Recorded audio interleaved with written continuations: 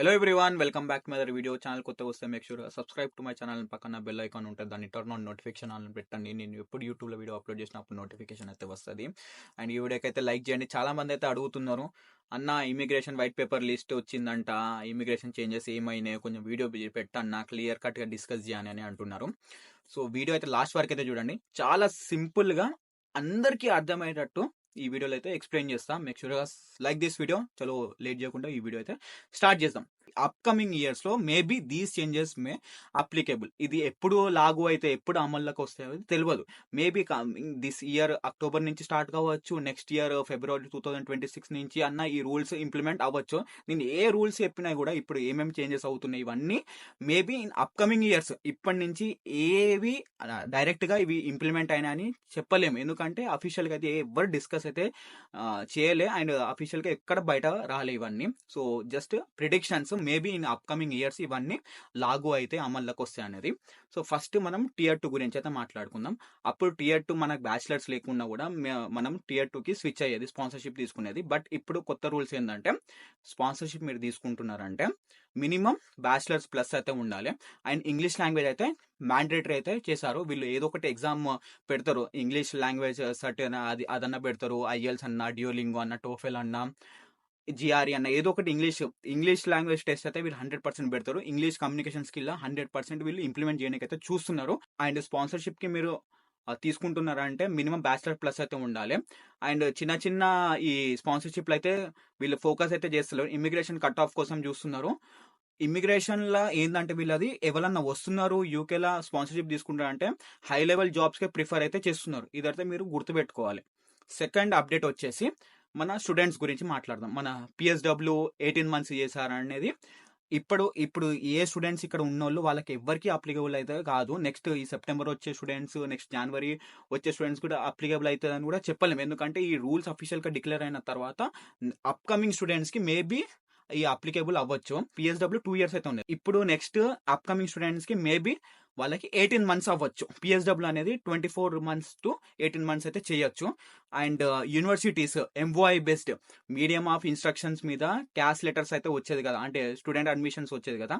ఇప్పుడు వీళ్ళు అన్ని అట్లా చేస్తలేరు. అవి తీసేసి ఏం చేస్తున్నారంటే గవర్నమెంట్ యూకే యూనివర్సిటీకి వస్తున్నారంటే మినిమం ఇంగ్లీష్ కమ్యూనికేషన్ స్కిల్ అయితే మ్యాండేట్ అయితే చేస్తున్నారు. 100% వాళ్ళకి ఇంగ్లీష్ అయితే రావాలి. ఏదో ఒక ఎగ్జామ్ అయితే పెడతారు, మేబీ అది Duolingo, ఐఎల్సా, GRE, టోఫెలా.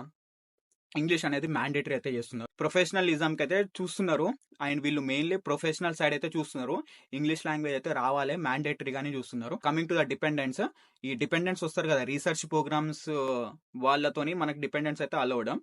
Next upcoming dependents ఈ రూల్స్ ఇంప్లిమెంట్ అయిన తర్వాత డిపెండెంట్స్ కూడా మినిమం ఇంగ్లీష్ టెస్ట్ అయితే ఉంటుంది. వాళ్ళకు ఇన్ని మార్క్స్ క్వాలిఫికేషన్ అయితే ఉంటుంది, వాళ్ళకు కూడా ఇంగ్లీష్ మ్యాండేటరీ అయితే చేశారు.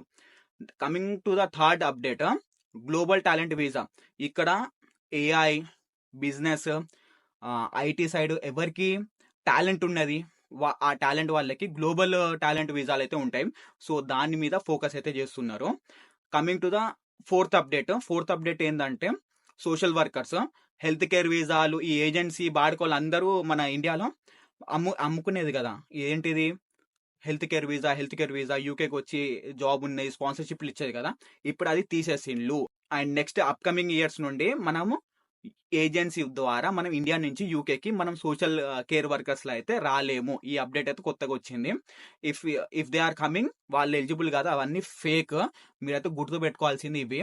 ఇంకా ఫిఫ్త్ అప్డేట్ వచ్చేసి చాలా ఇంపార్టెంట్, అందరికి ఇంపార్టెంట్ అప్డేట్, ఎందుకంటే ఇక్కడికి వచ్చిన తర్వాత సెట్ అయిదామని వస్తా అంటారు. ILR, indefinite leave to remain sponsorship.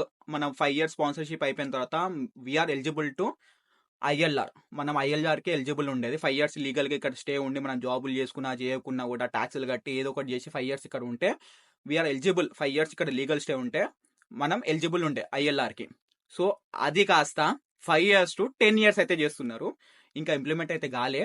Maybe upcoming years 100% implement అయితే చేస్తారు. మీరు యూకేకి వచ్చి సెటిల్ అయిదాం, నేను ఇక్కడనే ఉంటా, పర్మనెంట్ రెసిడెంట్ తీసుకుందామని అనుకుంటున్నారంటే జాగ్రత్త అయితే పడండి. 5 ఇయర్స్ కాస్త 10 ఇయర్స్ అయితే మారబోతుంది. ఈ రూల్ అయితే జాగ్రత్తగా మీరు గుర్తుపెట్టుకోండి.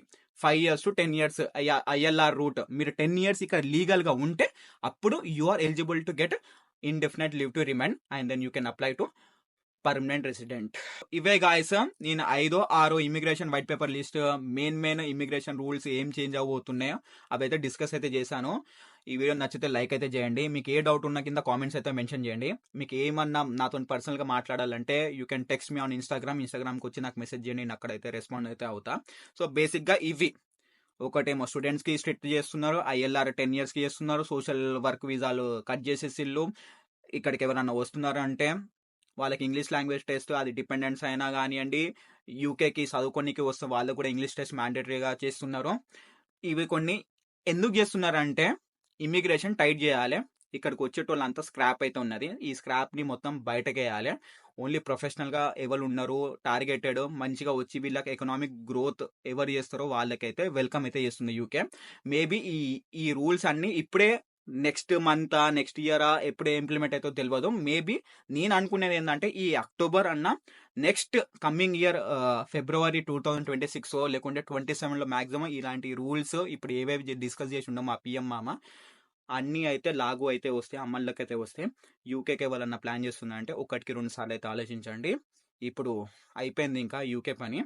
జాగ్రత్తగా అయితే ఉండండి. For more updates subscribe to my channel. I will see you next video. Until then see you. Bye.